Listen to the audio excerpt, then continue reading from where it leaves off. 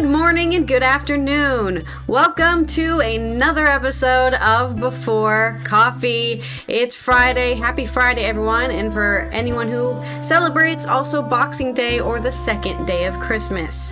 That's why we're doing this show early today, so I can go eat my second Christmas dinner.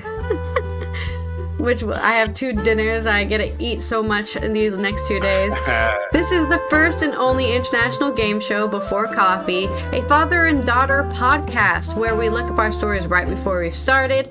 We just got caffeine in our body and we're learning to read and speak live on stream. Let's roll that segue wheel. But first, get into today's headlines.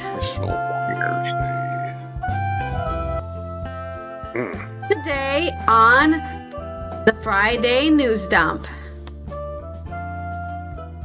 Korean prosecutors seek 10-year sentence for ousted President Yoon in first martial law trial.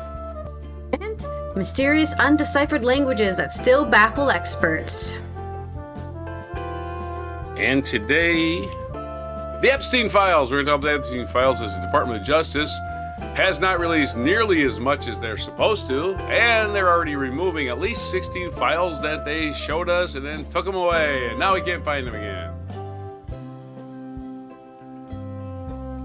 Turkey analyzes black boxes from plane crash that killed Libyan military delegation. And good news! Missing cat returned to family after being gone for 5 years. And that cat came back. Speaking of cats, Hawaii's Big Island wants people to stop feeding their feral cats. And a shout out to our alien overlords as submarine finds another anomalous structures in Antarctica, then loses the signal. Hail to our alien overlords! Yes, we must please the alien overlords. Jimmy Kimmel warns against fascism and Trump in alternative Christmas message for My Culture News. And it's National Whiners Day. Why we need a day for people that just whine, I have no idea. But we'll figure it out. It's this December 26, 2025 on Before Coffee.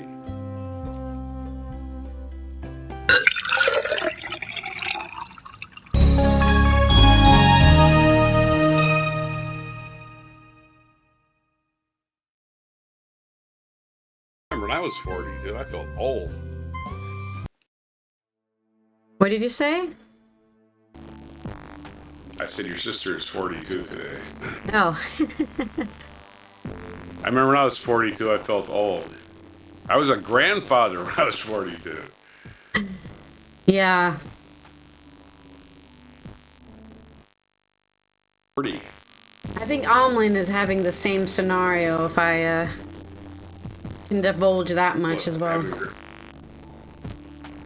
The same scenario, being a grandfather? Being a grandmother at 40-ish.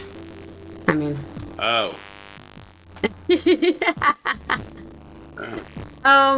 Let's... 2003. 2003, yeah. And I was also a child.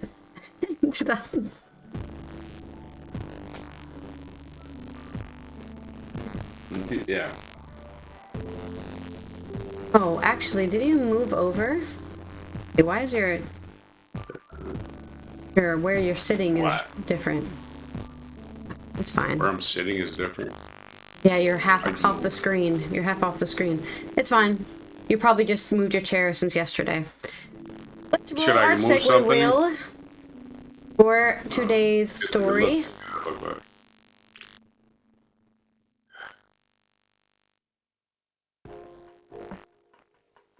Oh boy. Well, I hope you're awake, because you're going to be awake after this one.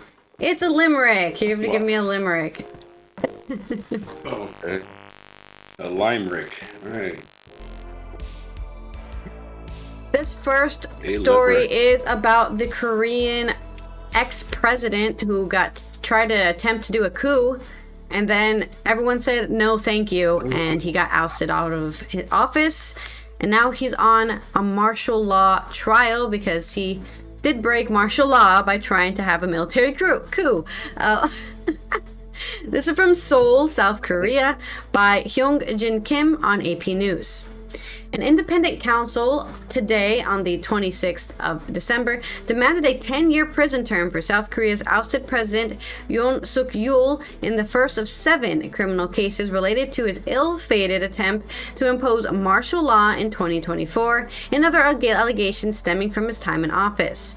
The first of Yoon's trial to wrap up covers charges including defiance of the authorities' attempts to investigate and detain him. So basically running from the law.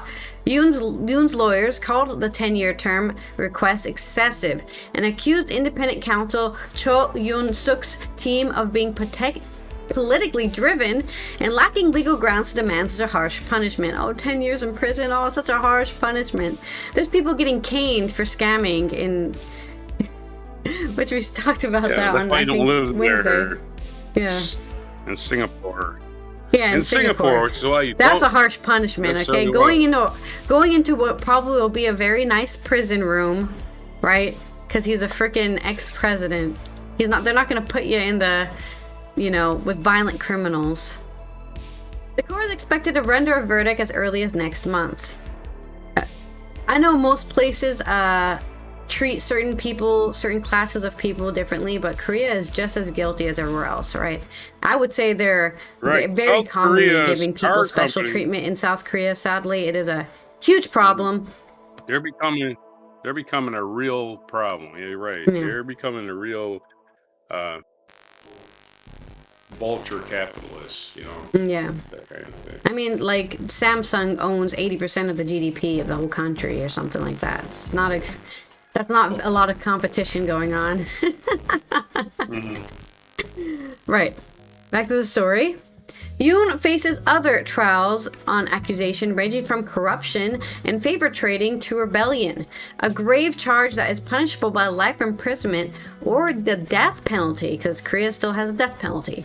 The rebellion trials also nearing an end.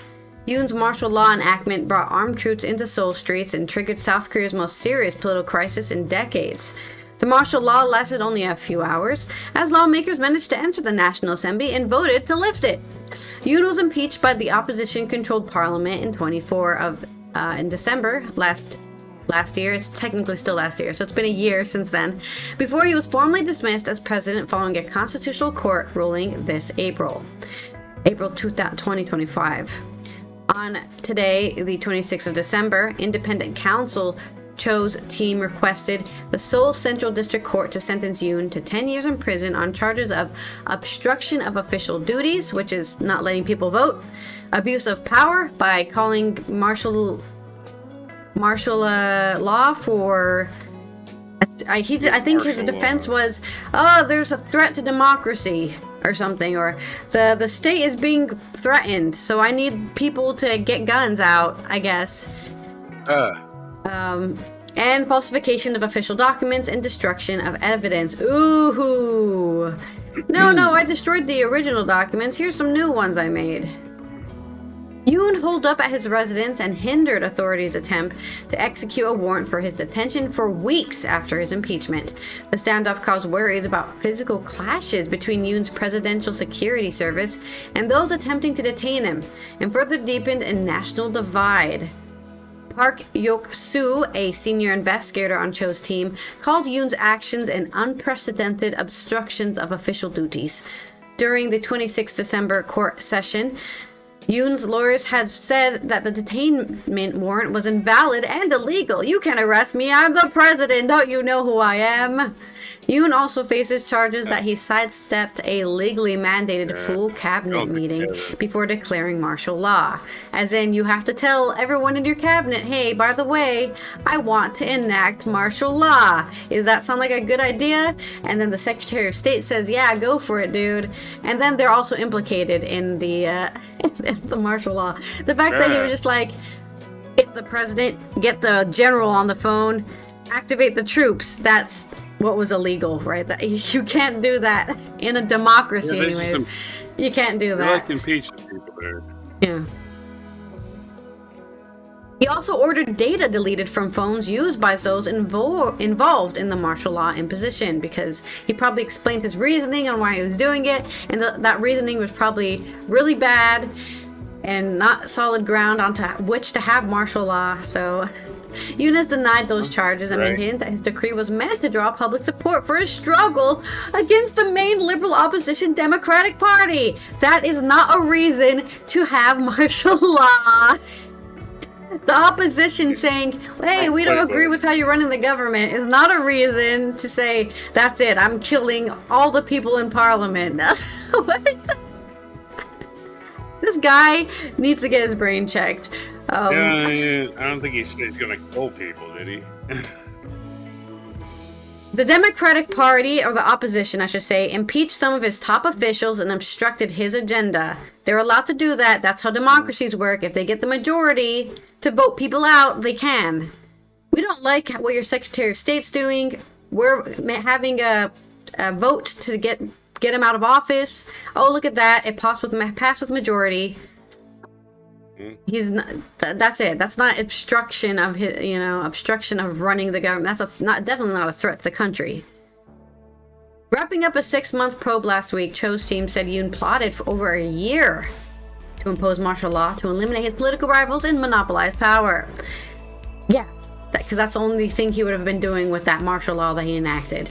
Yoon's other trial deals with charges like the ex-leader ordering drone flights over North Korea to deliberately stoke tensions and justify his plan to declare martial law, and committing perjury in the trial of his prime minister. Yoon also faces charges that he tried to manipulate the investigation into a Marine's drowning in 23 and received free opinion surveys from an election broker in return for a political favor. Yoon has said he wasn't informed of such drone flights and denied wrongdoing in the influence peddling scandal. Yes, sadly, when it happens to be he said, she said stuff, right? Well, Yoon told me to fly drones over North Korea. Well, what proof do you have? Right? That's just words I said out loud. So you can't prove it, so I can deny it until the end of time. Oh, you can't. Not really. It's chain of command thing. Whoever tells you to do something. I'm just saying that's why he's denying. I'm just saying that's why he's saying, oh, I didn't say anything about drones. Yeah, you can say that because it's just something you said out loud, right? You didn't write it down. You didn't send a paper. Well, you probably burned the paper. Burned the paper giving the orders to send drones over North Korea to stoke fears. Whatever. No, there's no way. Give me your limerick. You either gave an order or you didn't. Limerick! More malfeasance in a town called Seoul. South Korea in a corruption hole. Impeachments and martial laws exposing all of the flaws as deceit and dishonesty take their toll.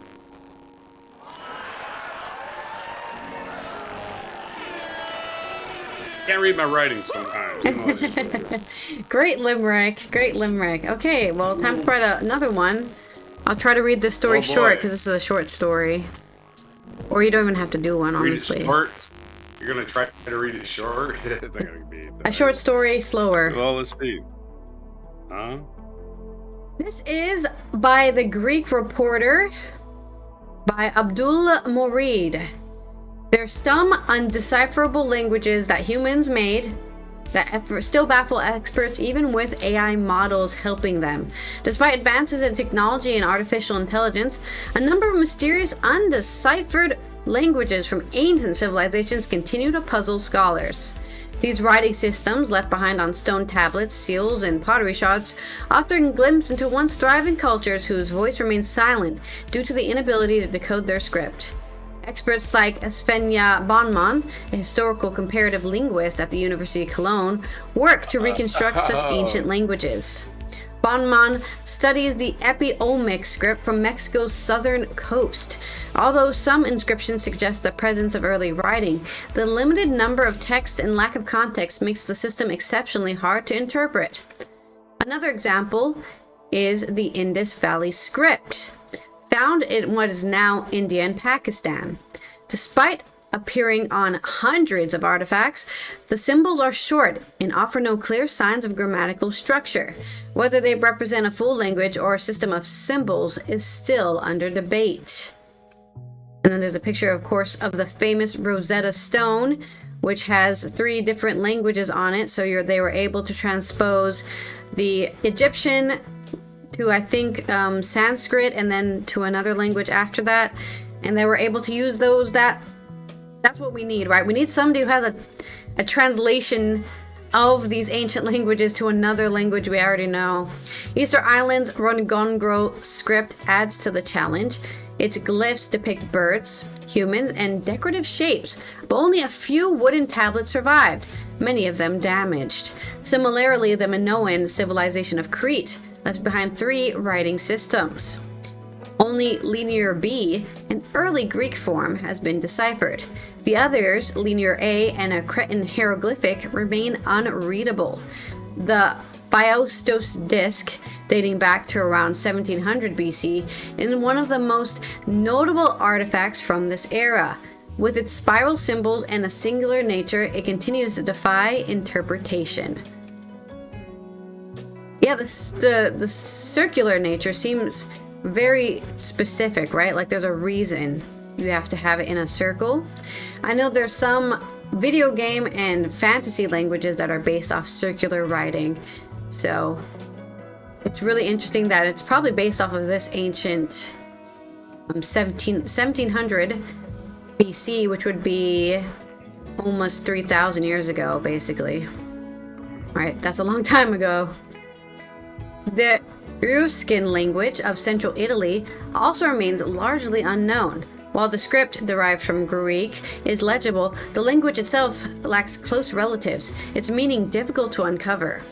In modern-day Iran, the Proto-Elamite system is considered the earliest known writing from the region. Despite a well-documented set of signs, its fragmented administrative records and lack of links to known language families complicate efforts to decipher it. One of the biggest obstacles is the absence of a bilingual key like the Rosetta Stone, which helped decode Egyptian hieroglyphs.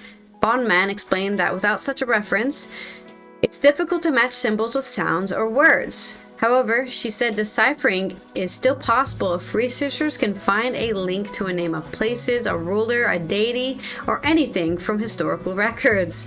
Bondman noted that artificial intelligence, though increasingly used in the field, struggles with small data sets. She emphasized that AI mimics reasoning by rearranging known words rather than generating original insight, which can lead to misleading conclusions. For Bondman, the effort to uncover how past societies communicated is central to understanding what it means to be human, and maybe even how we even got here to begin with, right? It's very cool I think it's cool and sad when you discover, hey, people were having the same problems we're having today 3,000 years ago. Wait, we still haven't solved this problem 3,000 years later? No! It's just the human condition. That's just how it is sometimes. It's just the human condition. That's my story on looking for a new Rosetta Stone. Yes. Okay. So, and this, what's the word for interpretation? Interpretation. I don't know. Translation, interpretation. When you're trying to there you go, translation. Yeah. We'll use interpretation. So I mean, interpretation is more important than direct translation anyways when it comes to linguistics. But yeah, sorry. Good limerick. Okay. I speak only the English tongue. My language skills are virtually none, but I did translate... I did translate some Greek, and this interpretation is a freak, and it says, nothing is new under the sun. We're all just going in circles. Civilizations rise and fall, probably to the same problem. Right. That is actually one of them old sayings, right? Okay. Written in Greek in the original documents. Nothing is new under the sun. Yeah. Thank you for your limericks, and to your story. Let's roll our wheel. Okay, we're talking Yeah, about there's always the a problem Epstein Files. because there's one thing to be able to translate and know what people are saying, but to know what they're meaning is different, right? Oh, they said the word couch. Yeah. But what does that mean in the sentence, you know? Okay. Well, if you're JD Vance, it means it's party time. All right, bad pun is our next segue. Hey, bad pun. That's right. Oh, I don't have to write it now. Okay. We're talking about the Epstein Files. ABC 7 Chicago has a story. Michael Sisak, David B. Caruso. Actually, Associated Press has a story, and they picked it up. So, whatever. Associated Press didn't want to put this on the front page for some reason. This is 8 to 10 minutes long, so we're going to cut it down. At least 16 files disappeared from the Justice Department's, at least, right? We don't even know how many because they're just pulling this shit all the time. At least 16 files disappeared from the Justice Department's public webpage for documents related to Jeffrey Epstein, including a photograph showing Diaper Donnie Trump less than a day after they were posted with no explanation from the government and no notice to the public. The missing files, which are available Friday and no longer accessible by Saturday, this is last week, included images of paintings depicting nude women, one showing a series of photographs along a credenza and in drawers. In that image, inside a drawer, among other photos, was a photograph of Trump alongside Epstein, Melania Trump, and Epstein's longtime associate, Ghislaine Maxwell. The Justice Department didn't answer questions Saturday about why the files disappeared, but said in social media, photos and other materials will continue to be reviewed and redacted as consistent with law and abundance of caution as we receive additional information. I just want to point out their abundance of caution included releasing a picture of Bill Clinton that was not part of the files at all. It was a publicly available picture, and just to get Bill Clinton in trouble. So acting like they're doing some scrutiny is just horse shit. They're trying to do this. And again, the longer they fuck around, the more trouble they're going to be in. And they keep doing these. I don't know if you read this story, but the unredacted files, the redacted files that they supposedly put online, a lot of them, all you got to do is go to your copy and paste function on your PDF viewer, or your PDF editor, copy everything, even the redacted stuff, post it to a notepad document, and all the redactions are magically gone, as the FBI does not properly redact their files because they're lazy and they don't want to do anything. And they just want to get this over with and get it out of their lives, or whatever the hell their problem is. I don't know, but if they're really redacting these things, they're not doing it right. So why redact them at all? Because anybody with a rudimentary knowledge of computers can do this, unredacting stuff with all the documents. That I think I like the only scary thing about it is like if you actually are a victim and then people find out, hey, you were molested by Epstein. Oh, great! Now everyone knows, you know. I don't know if it's in this story, but people were actually doing this, posting it to, oh, look, and there's a bunch of names. Yeah. Yeah, exactly. So we're protecting people. No, you're protecting your rich donors and you're protecting Stinky the Clown. That's who you're protecting. The episode deepened concerns that already emerged from the Justice Department's much anticipated document release. The tens of thousands of pages made public offered little new insight into Epstein crimes. Yeah, blank pages do that. They don't give you a lot of insight. Some of the most consequential records expected about Epstein are nowhere to be found in Justice Department's initial disclosures, which spans tens of thousands of pages. They're saying 1 million documents, which, I mean, you should be continuously just releasing them. And by the way, redacting shouldn't even be that hard, right? They just don't want to do it. They just don't want to do it. They don't release them, and they don't want to frickin' unredact things. They don't do anything. They just want this to go away. I guarantee the FBI wants this to go away. They'd rather be doing other stuff. Missing are FBI interviews of survivors and internal Justice Department memos examining charging decisions, records that could have helped explain how investigators viewed the case and why Epstein was allowed in 2008 to plead guilty to a relatively minor state-level prostitution charge. The gaps go further. The records required to be released under recent law passed by Congress and completely unanimously, hardly reference several powerful figures long associated with Epstein, including Prince Andrew, renewing questions about who was scrutinized and who was not, and how much the disclosure truly advanced public accountability. Among the fresh nuggets, insight into the Justice Department's decision to abandon an investigation into Epstein's 2000s, which enabled him to plead guilty to that state-level charge, and a previously unseen 1996 complaint accusing Epstein of stealing photographs of children. Jesus Christ. This guy goes back to 1996, and well, he's rich. He had a reason to do it. Yeah, that's our reason. Yeah, it's really important for his blood harvesting operation. I don't what. Rich people. Well, shit, they got money. They must be doing something right. Money. In a capitalist society, people have rights to harvest the blood of young children. Yeah, people always measure how much money you make, right? Oh, was that the end of your article? You're not that smart. No, I'm not quite done.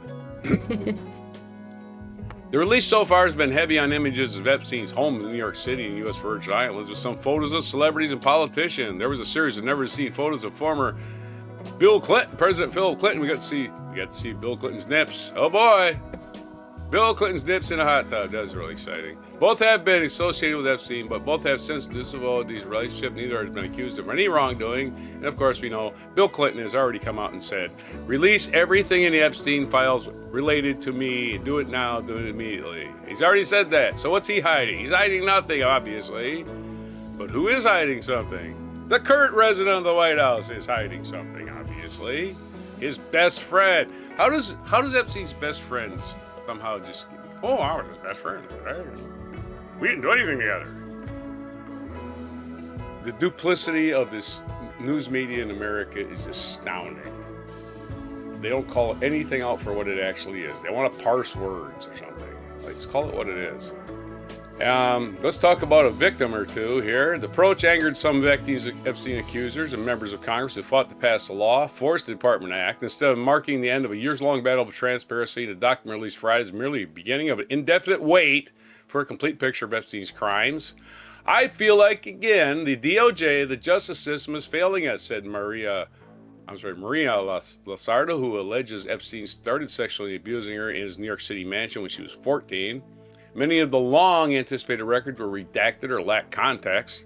Federal prosecutors in New York brought sex trafficking charges against Epstein in 2019, but he killed himself in jail. No, he didn't. But here we go.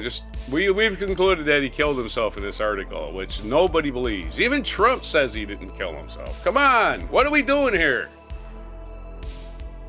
The documents just made public were a sliver of potential millions of pages of records departments in possession.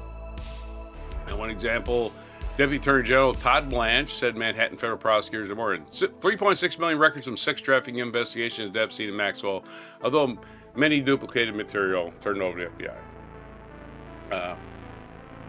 The ones that were new were often lacking necessary context and heavily blacked out. A 119-page document marked Grand Jury New York, likely from one of the federal sex trafficking investigations that led to the charges against Epstein in 19 and 21, was entirely blacked out. Yeah, even though the judge said you have to release this information, they blacked it all out and said, fuck you, judge, we don't care.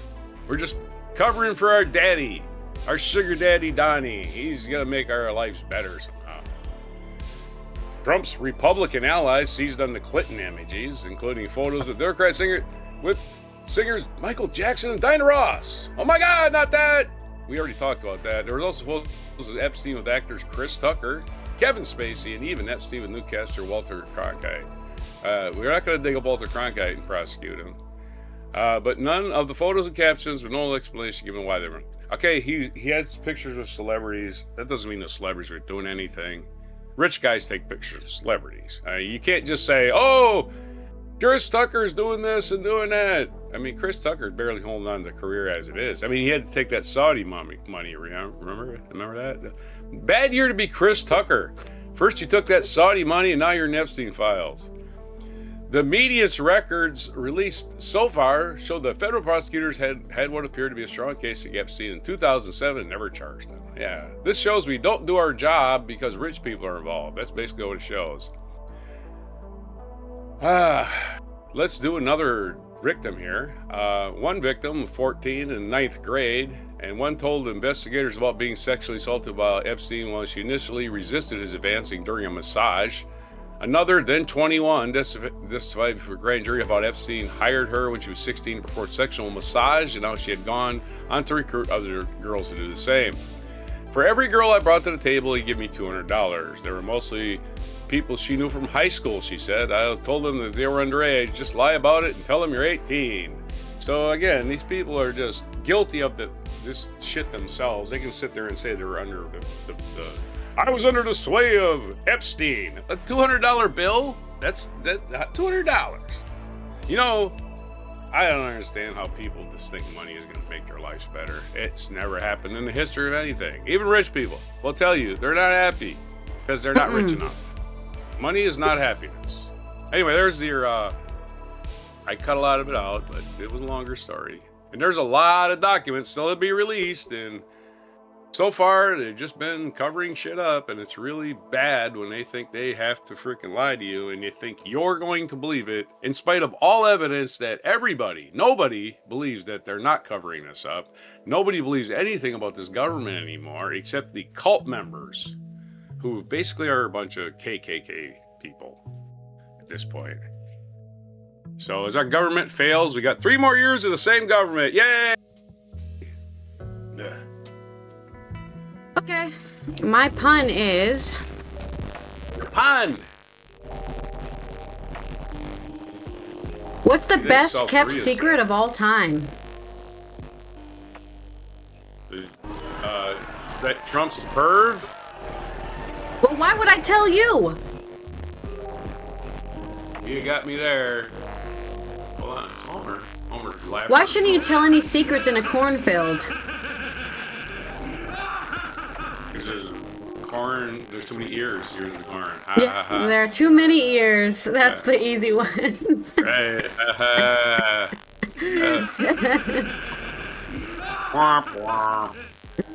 All right, that was my only story. That's your only story? Section. My only first segment story. Yeah, go on. Let's have a spin. Okay. Let's spin the Segway wheel. I can't get limerick again, so. It is. Limerick. Accurate metaphor assembly almost reminds me of a song. I've got 2 stories in this section. Okay. And the first one is about Turkey. There was a plane crash and they finally got the black boxes to figure out what the hell happened. What the hell happened? This is from out of Istanbul on AP News. Experts have started analyzing the black boxes recovered from a jet crash in Turkey that killed 8 people, including Western Libya's military chief, the Turkish Defense Ministry said yesterday on the 25th of December. The probe was being done in coordination with Libyan officials. The private jet with General Muhammad Ali Ahmad al-Haddad, 4 other military officers, and 3 crew members crashed Tuesday, which was, I think, the 23rd, right? Yes, the 23rd of December, after taking off from Ankara, Turkey's capital, killing everyone on board. Libyan officials said the cause of the crash was a technical malfunction on the plane. Al-Haddad was the top military commander in western Libya and played a crucial role in ongoing UN-brokered efforts to unify Libya's military, which has split much like Libya's institutions. The high-level Libyan delegation was on its way back to Tripoli, Libya's capital, after holding defense talks in Ankara aimed at boosting military cooperation between the 2 countries. The wreckage was scattered across an area covering 3 square kilometers, more than a square mile, complicating recovery efforts, according to Turkish Interior Minister Ali Yerlikaya. A 22-person delegation, including 5 family members of those killed on board, arrived from Libya early on the 25th of December to assist in the investigation. Sorry, the 24th of December. Libya plunged into chaos after the country's 2011 uprising toppled and killed longtime dictator Muammar Gaddafi. The country split, with rival administrations in the east and west, backed by an array of rogue militias and different foreign governments. Turkey has been the main backer of Libya's government in the west, but has recently taken steps to improve its ties with the eastern-based government as well, to try to get this union, I guess, going. So it is, it's very suspicious, right? Somebody who's trying to brokering peace dies in a plane crash suddenly. No wonder they want to investigate what's going on. I wasn't any open windows available. Yeah, well, I guess that's Russia's prerogative, not Turkey's, to throw people out windows. Well, they're kind of playing for the same fascist theme these days. The same. You'll have the same. At least they're trying to get the country back together. Okay. Peace. Oh, metaphor, right? You want a metaphor? Yep. Plane crashes are like big erasers. Like all the people that died, they're not going to have kids. They're not going to meet other people and have kids, right? There's nothing's that just the stopping point for all of that, right? Yeah. Everything they had planned for tomorrow, just gone. Their family life, all of the stuff they were going to do, gone. New plans, everything start over. That's really sad. Untimely death is really sad. Everybody dies. We all have a time that we're going to go, but who the hell wants to die in a plane crash? Not me. That sucks. I mean, yeah, the fact that it's so hard to recover, like, remains and stuff because you get blasted over a square mile. You don't even know you're going to crash. I have another story, which is more happy because talking about plane crashes, not very happy. So let's switch our mood here and talk about a cat that's returned after 5 years. That's right.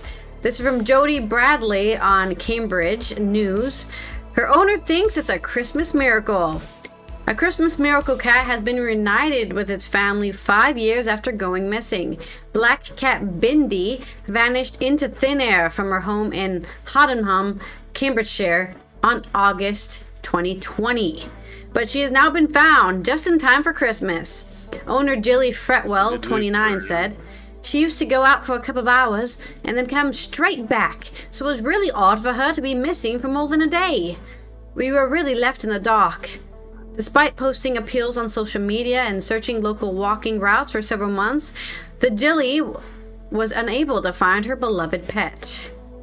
Software project manager Jilly thought Bindi was gone for good when she got an unexpected phone call from a vet on December 18th, last Thursday, saying her cat had been found. Jilly had since moved home, said, "We were just in complete disbelief. It wasn't really until we saw her that we believed it was her. We're just so glad we had her microchipped and that she's alive and well. I've never heard of anyone's cat going missing for long and turning up absolutely fine. It did feel like a real Christmas miracle." Now Jilly is calling for others to get their cats microchipped. She said there was no clues about where Bindi may have been over the last 5 years, but she was just happy to have her back. Jilly added, "She's the most cuddly, affectionate cat I have ever met. She puts her paws on either of your shoulders to give you a real cuddle. She's very calm and cuddly, really. I think she's been looked after by someone. She looks in great shape. She's potentially been inside, but I have no idea where." So I guess if you're missing a cat in Cambridgeshire, or you picked one up there, sorry, it wasn't your cat all along. Maybe what happened is like this can happen sometimes if you find a lost cat, and you don't know it's a lost cat, right? You just found it on the street, and you take it to the vet, and they check its microchip, and they go, this pet is owned by somebody. Usually they're able to find the papers, right? That's how they're able to contact her. So that's why microchipping is really important. And it's also important if you're scared your animal could get stolen, right? There's people who have very expensive pets, like ragdoll cats, or microchipping is expensive. Yeah, or there's plenty of dogs, those prime breeds that people will steal so they can resell. If you get it microchipped, you have a chance of somebody finding out, "Hey, you stole this dog. This isn't your dog. You can't own this." It's a chance. All right. Okay.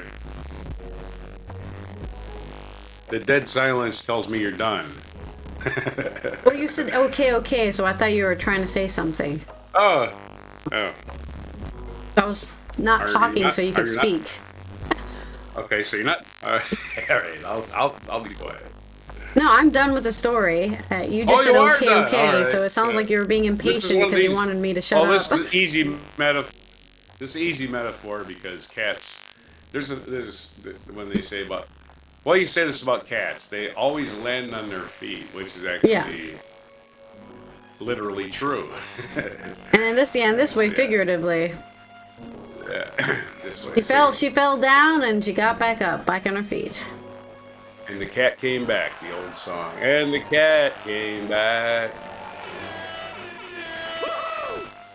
And nothing is new under the sun. More stories about cats as we do another spin. Oh yeah, let's roll that segue wheel. It's a Catty Friday. It is sarcasm. Sarcasm about cats in Hawaii's Big Island, the big island with the big volcano. This is from AP News. Jennifer Cinco Kelleher Ming Shin. Usually we wait till like Tuesday or Wednesday to do our cat stories, right? Throngs of feral cats. Oh, that's a picture.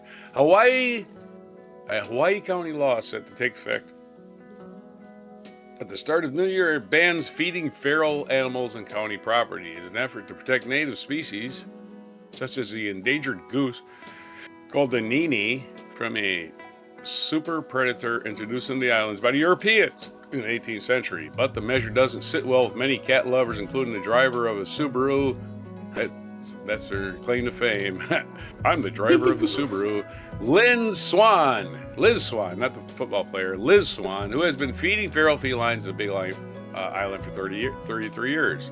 Well, knock it off. You don't have to feed them. I don't believe the cats should be exterminated at the expense of the nini. They're both living creatures. Who said anything about exterminating them? They said don't feed them. It's not exterminate. Cats can get their own food. And you're just turning them against, nature is what you're doing. It's unclear how many feral cats, abandoned pets, and their descendants live on the Big Island. Estimates range well into the tens of thousands, with tens of thousands of invasive creatures, no matter how cute and cuddly they are. Not good for your overall environment. Estimates range well into tens of thousands, with pockets of dense colonies supported by people. Opponents of the ban say it will hamper their efforts to contain the population by trapping and neutering the animals, and the hungry cats will then have to hunt for food. They already hunt for food. You think you're the only person feeding them. They're killing the baby birds. The ones that you aren't feeding, here's the thing. The ones you're feeding are the ones you know. The ones you don't see are the ones you don't know. And they're breeding like crazy because they're cats.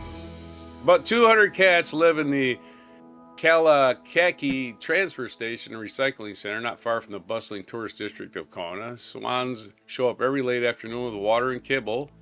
Swan is a person's name. Swan shows up, not swans, the birds. She shows up every afternoon with water and kibble, and she says she's never seen a nini anywhere near the dump. Of course, they've all been killed. I can't see these birds they've all killed. There you go. They don't exist. They never existed. Despite living amid trash, the cats appear robust, most of them missing the tip of an ear, indicating they've been spayed or neutered. The cats threaten the native species directly by killing them, and indirectly, biologists say. Food left out for the cats attract native animals, bringing them closer in contact with humans. Cat feces can also spread a parasite that causes toxoplasmosis, a disease that has killed endangered Hawaiian monk seals and native birds. But I've got cats, and they're my cats. I feed them. I'm special. That says people who don't understand how ecology works. There's your story. I just had to sum it up because there's a whole bunch of people whining about, I can't believe my special thing is ruining nature. Why do I gotta give up my special thing? It's National Whining Day, by the way. Just to let you know. Again. All right, there's your story. Let's have another. Yeah, I thought we had this whole thing against, humans trying to act God, and then suddenly it doesn't matter when it comes to your pets, right? Wait a minute, what do you mean I can't create some mutated, dying breed that's gonna die in 2 years because it looks cute? I can't believe this is happening! These aren't even pets. These are cats. If you tried to pick them up, they would scratch the hell out of you. Yes, I know. I'm saying it reminds me of people like that who, Oh, I know. Okay. I'm being sarcastic. I gotta do the applause. I was doing the applause meter. Applause. Let's do it.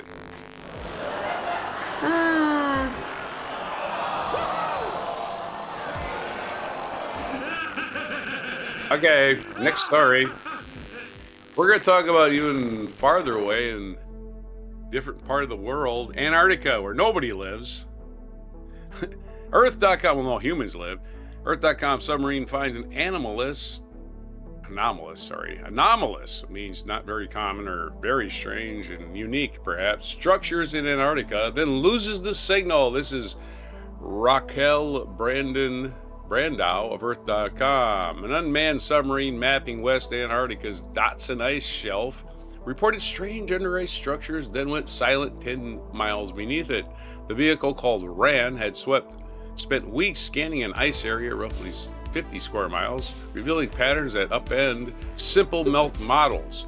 The work was led by Anna Wallen, a professor of the oceanographic physics at the University of Gothenburg, coordinating the RAN mission in West Antarctica. The RAN mission, R-A-N. Just what it says.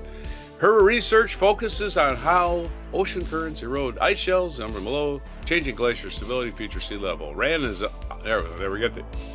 RAN is an autonomous underwater vehicle, a robot submarine that navigates alone under ice for hours. Also, other words known as a drone. That's what we call them. We call them drones. We got to come up with a funny name for them now and give it a big long description. It's an underwater drone.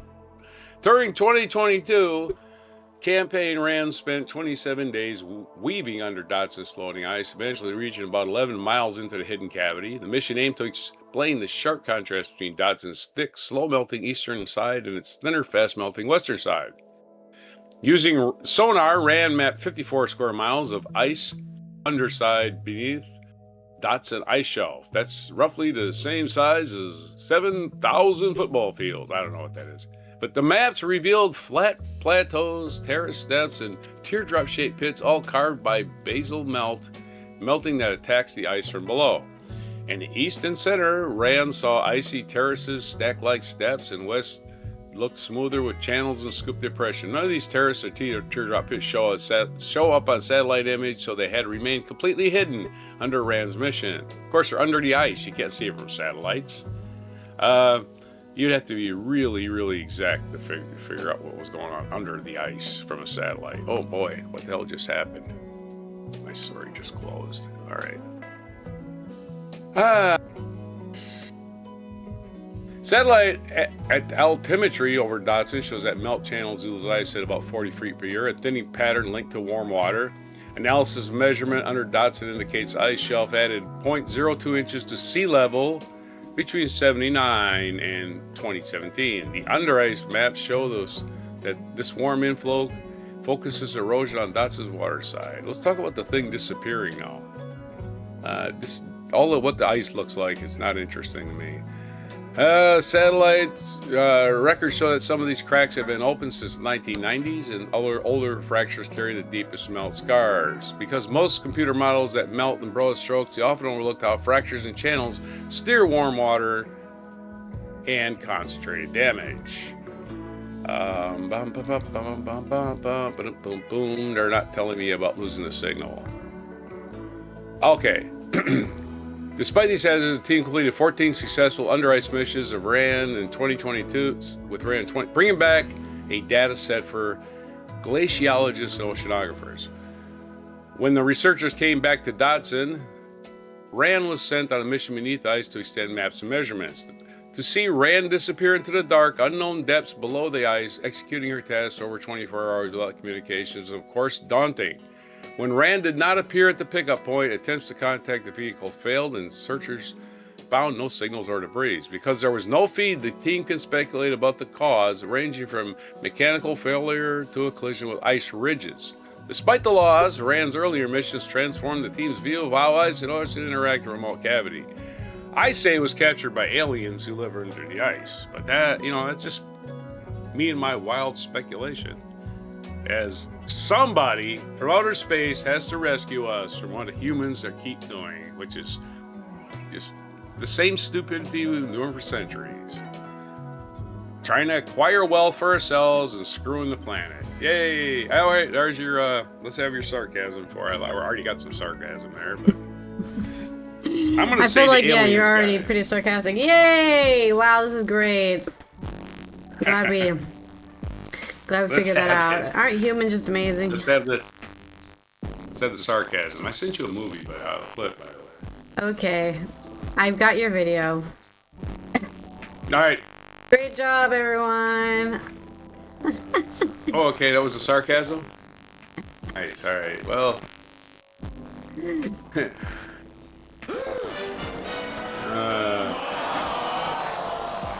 The duck, not the duck. That one quacked. Okay, spin the wheel for me. We're doing another... Culture news. We're going to talk about more politics because that's what happens around this time of year, I suppose. Okie dokie, culture. Time for you to be sarcastic, and I'm sure you'll have plenty for this. Plenty for this. So, Right. whoa, almost tossed my miso soup all over my desk. So, No. as usual, presidents and leaders of countries send a Christmas message, you know, like I think the King of England probably did a message, and, you know, the Dutch King probably did one too.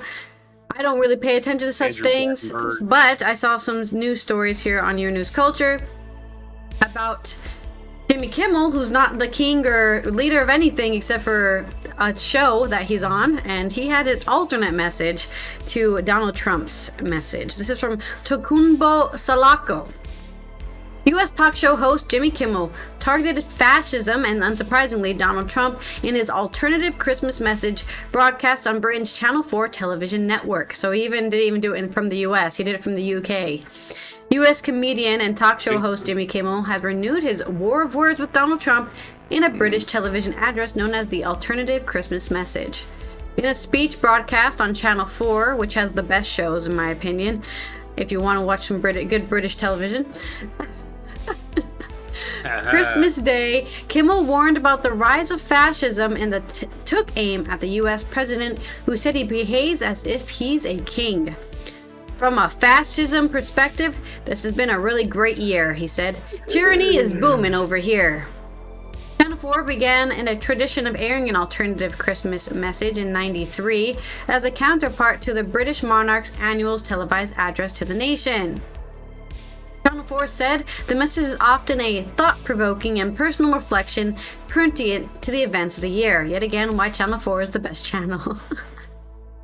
The comedian has regularly targeted Trump since returning to air after the ABC indefinitely suspended the Jimmy Kimmel Live show in September, following criticism of comments the host made over the killing of conservative activist Charlie Kirk.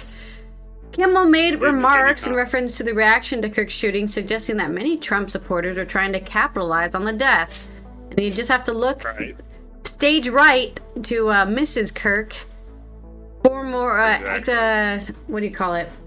Widow of Charlie Kirk, who is crying on TV, going, "Please give us more money for our fascism, please." Dressed in leather like your typical widow would do, right? Like a dominatrix. Trump celebrated the suspension of the veteran late-night comic and his frequent critic, calling it great news for America. Also called for the other late-night hosts to be fired. Yeah, freedom of press? Fuck that. Shut up and stop criticizing. The incident, one of Trump's many disputes and legal battles waged with the media, drew widespread concerns about freedom of speech and freedom of press. Hundreds of leading Hollywood stars and others in the entertainment industry urged Americans to fight to defend and preserve our constitutionally protected rights. The show returned to the air less than a week later. Thank you for lurking, Nico, and I hope you enjoy the new Stranger Things. Kimmel told the UK audience that a Christmas miracle had happened in September when millions of people, some who even hated his show, had spoken up for free speech. I don't like the guy. I don't like him. I've never watched Jimmy Kimmel. I've never liked his show.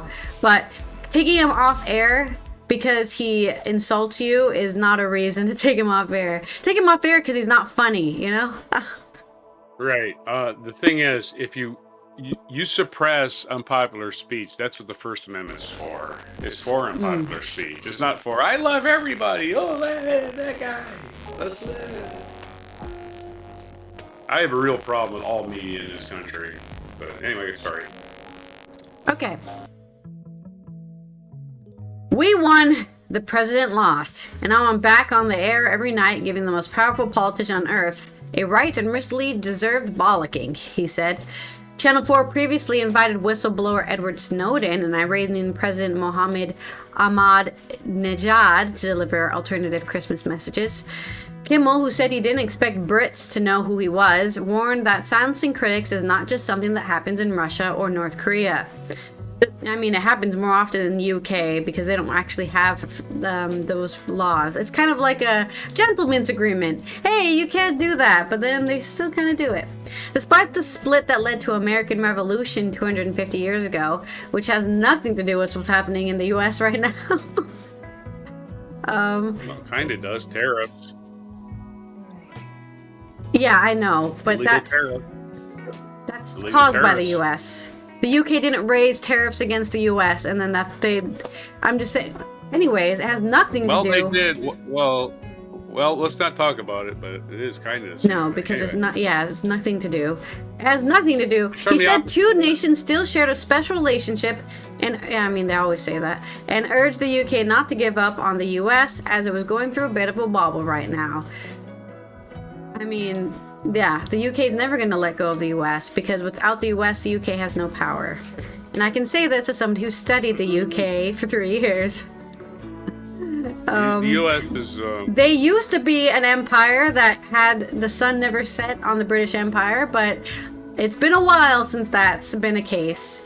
And sadly, they need the US in order to have any actual global power because they can... All they have really is that history. We used to be an empire. Okay, well, you're not one now. Shut up, the UK. Oh, wait. The US is here? Never mind. We gotta listen to what the UK thinks. Here in the United States right now, we are both figuratively and literally tearing down the structures of our democracy, from free press to science to medicine to judicial independence to the actual White House itself, Kimmel said. In reference to the demolition of the building's East Wing, we are a right mess, and we know this is also affecting you. And I just wanted to say sorry. So nice of him to apologize for something that isn't his fault. I'm sure he voted for a different person to be president, so that would be a crazy. And Jimmy Kimmel, unless he's Jimmy Kimmel voting in California really didn't affect the election at all. So yeah. Because we have electoral college and nobody campaigns in California, so unless they're trying to raise. There's money, no point, really. Yeah, there's my sarcasm. Well, at least this is going to fix all of our government problems. There's my sarcasm. If only Jimmy Kimmel could control the world, it would be a cringier place for sure. I do have a problem, not with Jimmy Kimmel, but with people like Jon Stewart. Jon Stewart is like, oh, we all ought to be like this, we all ought to be like that. And he never runs for office when it sounds like he's about to run for office, right? It's like, why don't you just run for office? Like, what are you afraid of? And when Trump appeared, he disappeared. He just went off into the hills and was never heard from. Oh, okay. You know? Yeah. That was weird, right? And the thing is with comedy, Trump is making these guys rich and they don't even have to work. I mean, the comedy writes itself. All you do is just look at the freaking today's news. Oh, more comedy. I don't even have to think. I just repeat the shit that actually happened. The ridiculousness is already happening, yeah. So the paradox of this is Kimmel's probably richer because of Trump. So, right? These ratings going up, his advertising rates for the network went up because they got more viewers. All right, so there's my sarcasm, sort of. Thank you for your sarcasm. This will fix everything. A comedian gave us the. Well, I was already being sarcastic too, right? Like, oh, thanks for the apology, Jimmy. It had nothing to do with you, but thanks, I guess. I'm gonna write you some haikus for this day in history. You can always watch the other Jimmy Fallon, right? Who just he has Trump on the show. He's like, "Oh, how do you get your skin so orange?" That would be the question he does. You know, he's just not interested in any controversy. Jimmy Fallon, what's your spin as we do National Day or this day in history? Haiku time. All right, I'll write that down so I don't forget. See. I'll remember it. Okay. This day in history, we're going all the way back. How far back we going? to December 26th, which is Boxing Day. We already discussed. For some reason, it doesn't say that here. Or the second day of Christmas for religious people as well. I didn't even know it was a religious thing that there's 2 days of Christmas. And get your 2 turtle doves ready, because it's the second day of Christmas, right? 1647. Oh yeah, we have to go all the way back.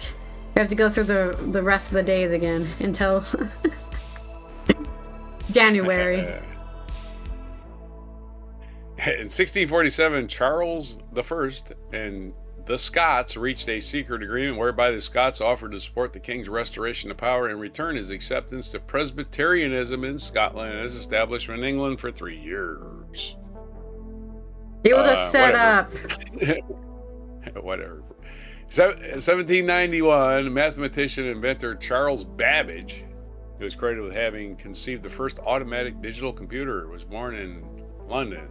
Yeah, well, there was computers before then. We just didn't know they existed until we stumbled upon them. But hey, some English guy did it, so we're going to celebrate it. 1805, after his victories at Ulm and Austerlitz, Napoleon enforced harsh penalties on Austria with the signing of the Treaty of Pressburg, which enabled him to neuter Austria's influence while he continued to wage war across Europe. Okay. You won some more, you threw some rules down. Way to go, Napoleon. 1908, Jack Johnson defeated Tommy Burns in Sydney, became the first black fighter to win a world heavyweight championship in boxing. They had to have it fight in Sydney, probably because the United States is a racist, virulently racist country in 1908. 1946, mobster Bugsy opened the Flamingo Hotel and Casino in Las Vegas, driving the city's transformation into gambling entertainment destination. Now, until 1946, Las Vegas was just a stupid little dot on the map in the middle of friggin' nowhere, but they did have a lot of water and electricity available because they were really close to the Hoover Dam. 1963, the British single "I Want to Hold Your Hand" that I saw her standing there, and the B-side was first released in the United States, hugely successful. It helped launch Beatlemania. Beatlemania in the U.S. I want to hold your hand. Right after Christmas, the very next day. In 1973, the horror classic The Exorcist, I guess it was released in the United States. It got 10 Oscar nominations, including director William Friedkin. It became one of the highest grossing films of all time. And when we say grossing, we mean people were puking in the aisles. That is a legitimate thing people were doing. The old puke reflex. You watch somebody puke on the screen and your brain goes, I gotta puke too. What is that? Yeah, there's something going around. It wasn't like there was smell-o-vision, right? Oh, we can smell the puke. You only see the pea soup flying across the room, and then people were projectile vomiting in theaters. This is an actual thing that was happening in 1973. They were even banning it from a lot of cities. Exorcism? Yeah, you Catholics believe in this shit. Why don't you just get on board, right? 1985, the slain body of Diane Fossey was found in Rwanda. It was widely suspected she was murdered by poachers. She was a leading authority on mountain gorillas. She was murdered by poachers because they liked killing gorillas, and she was going to put up with that. 2004, a massive earthquake shook the Indian Ocean floor west of the island of Sumatra, triggering a devastating tsunami. That was your first viral, caught-on video for tsunami, I think, of massive destruction. It swamped the coastal areas from Thailand to Africa and killed at least, holy shit, 225,000 people. Water, don't fuck around. You need to get high ground to get that tsunami warning. Of course, Sumatra did not have a tsunami alarm, right? Sumatra had no tsunami alarm. Nobody knew.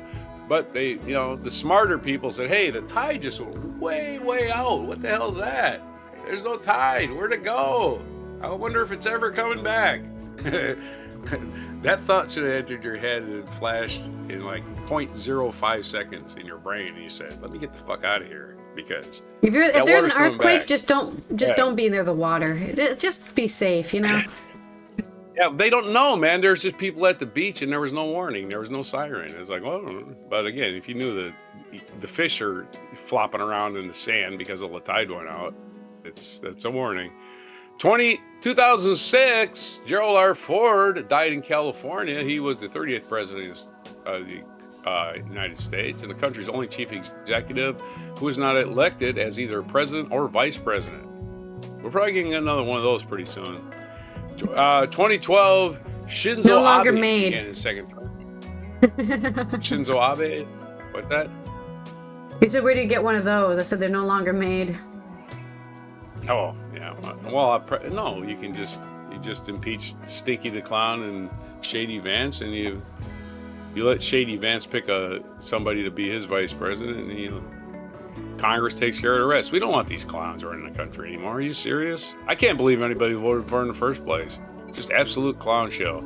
2012, Shinzo Abe began his second term as Prime Minister of Japan, replacing Yoshihito Noda. 2021, E.O. Wilson died in Massachusetts. He was an American biologist, Pulitzer Prize-winning writer, known for being the world's leading authority on ants. We had no stories about ants today, but too bad. Missed an opportunity. Also today, the celebration of Kwanzaa begins. Kwanzaa, each of its 7 days, is dedicated to the principle that affirms African family and social values. Unity, self-determination, collective work, cooperation, economics, purpose, creativity, and faith. I was going to do one of those things where I did a Thursday 13 on the 13 virtues of Ben Franklin. Maybe I'll do that one of these days. He ended up with 13. Also, it's Boxing Day, celebrated a public holiday in the United Kingdom, Australia, Canada, and New Zealand. Boxing Day, that's the day where you do your boss's job and the boss does your job, and you better be nice to him because he's your boss, I suppose. 1967, our featured event. Flying saucers were patented. The Whammo Manufacturing Company issued the first U.S. patent in this day for a saucer-shaped throwing implement, better known as the Frisbee brand flying disc. This had their roots in the 1870s when students in Connecticut tossed pie tins around for fun and helped contribute to the rise in disc golf and other disc sports in the 1970s. We call them Frisbees, but Frisbee was the name of, I believe, a coffee company, and you used the coffee lid. I'd have to research it. But we've always called them Frisbees. I've never heard them called flying saucers, but I guess they just want to be sued or something. I don't know. It's Mao Zedong's birthday, Chinese leader in his Mao suit. He always looks like he's going to a frickin'... I'm sorry, Mao Zedong looked like he was an overgrown kid going to like one of these private schools, and that stupid suit he wore, right? The stupidest looking shit you ever saw. If you've ever seen a Mao suit, I think you'll agree. Oh, let me join that and wear that ugly frickin' suit. No, thank you. Anyway, happy birthday to Mao Zedong, born in 1893, and he died in 76 at the age of 82 in Beijing, China, which was at once the Forbidden City during Mao's reign. You could not go to Beijing. Now you can. It's not forbidden anymore. Of course, you're still in China, and they're still going to tell you what to do, but there you are. Other birthdays today, 1891, Henry Miller, American author. We did Mao's birthday. Steve Allen, American entertainer, founder of The Tonight Show, the original Tonight Show. Johnny Carson stole all of his bits. 1921 is his birthday. He'd be 104. Very funny man. Wrote thousands of songs, amazingly enough. 1939, Phil Spector's birthday. That guy's, I think he's dead now, but he did go to prison for murdering somebody in his house. That took a while to figure that out, but they got him.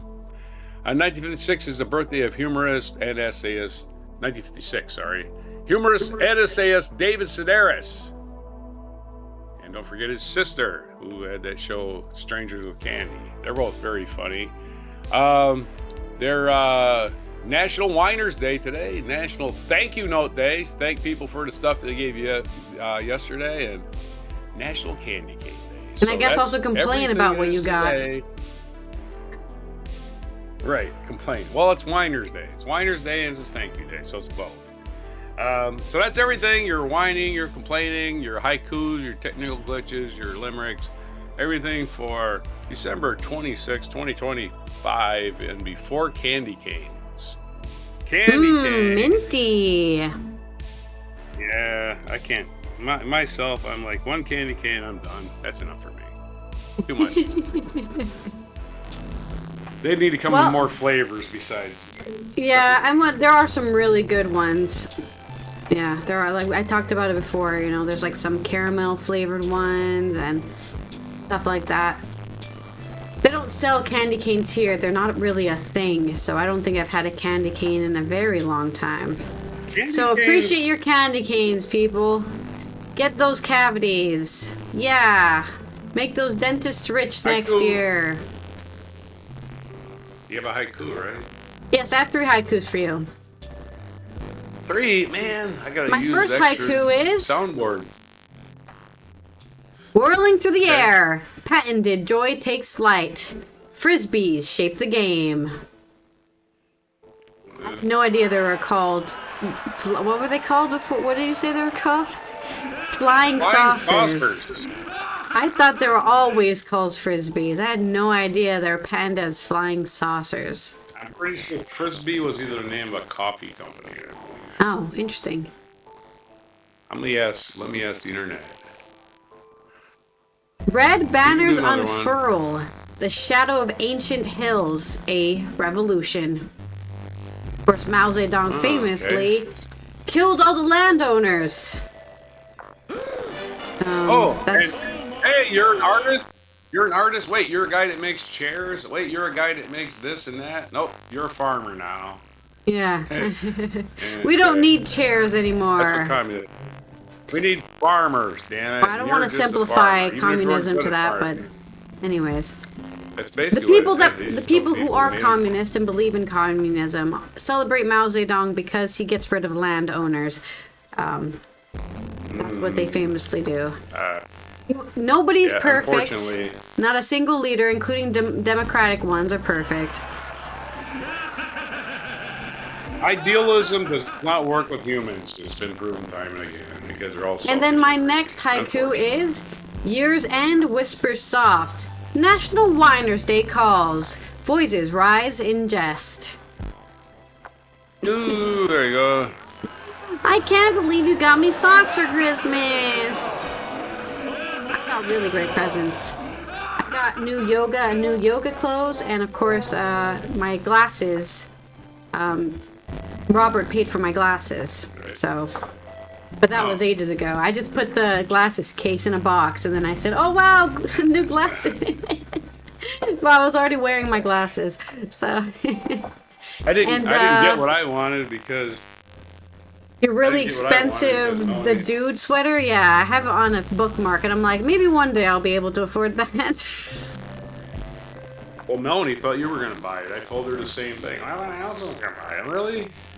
Just have Ellison send you the money and you can buy it, because that's all I really wanted, man. She's like, well, I told her you could have bought me 5. I don't care if I got 5 of them. That's great, right? What's wrong with having 5 in the same sweater? $300 bucks. There's no way I can afford that. Not $300. Yes, they are. Even if you get them on Etsy, they're that expensive. Actually, Frisbee was a pie company. That's it. It was a pie Frisbee company, Pie okay. Company, a noodling and bakery whose empty pie tins were tossed around by college students who yelled Frisbee. And of course, Frisbees are great because the weed store gives you Frisbees, and Frisbees are great for sorting your weed, right? Like you crumble it up and keeps it contained in one area, doesn't go all the way around, right? When you're rolling your joints, the Frisbee is the best thing to have handy for rolling joints, so they give those away at weed stores. That's that. What was our latest controversy there? Oh, about how much those sweaters cost? I swear they're not $300, but whatever. I didn't get what I want, so I'm still whining. All right, so I'm fine. I'll be okay. I got other sweaters. I'll live. You'll live. Right on. Let's do the whatever the hell's next. Oh, yeah. I already did my stuff. It's your yeah, you your already did your stuff. Sorry, you're just talking about pies. I had no idea. Yeah. Yeah. People were throwing pies across the yard instead of frisbee, flying saucers, I guess. So New Year's Eve would be Wednesday. All right. Okay. New Year's Eve is third Wednesday. All right, then. Well, let's have. I did send you a video, or you're gonna. Yeah, I'm putting it in now because I didn't have time to. Here we go. Okay.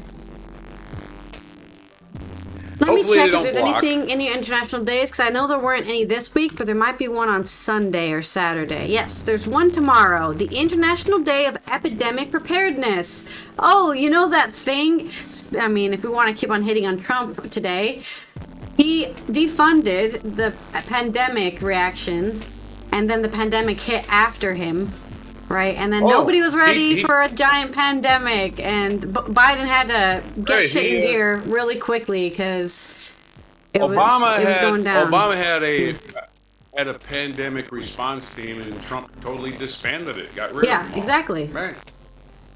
Yeah. So please don't disband your epidemic and pandemic reactionary force. They're very important. They know what to do and how to get it done as quickly as possible. When a doctor or doctors or the freaking WHO says, hey, there's a pandemic happening, do the things that you need to do to make sure it doesn't cause long-term social and economic havoc on civilization. Literally what it says here on the UN observance. So please trust the people who study this shit to make sure that everyone else we're not saying there's not going to be any casualties, but to limit the casualties of people who will be impacted by epidemics and pandemics.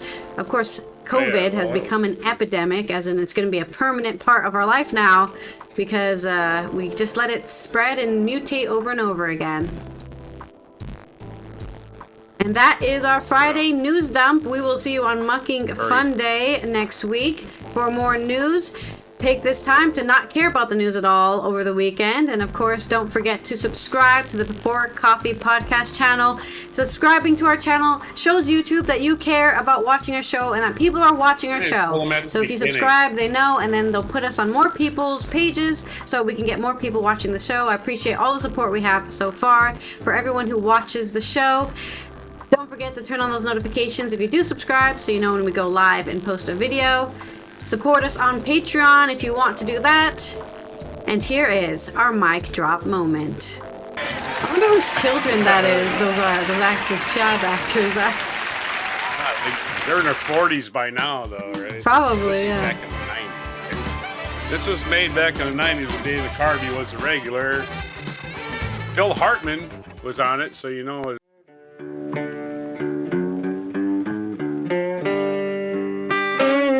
Be sure to hit the like, subscribe, and notify buttons, and follow our other channels, Toxic Alley, History of Gravy, and Scratchy Old Records.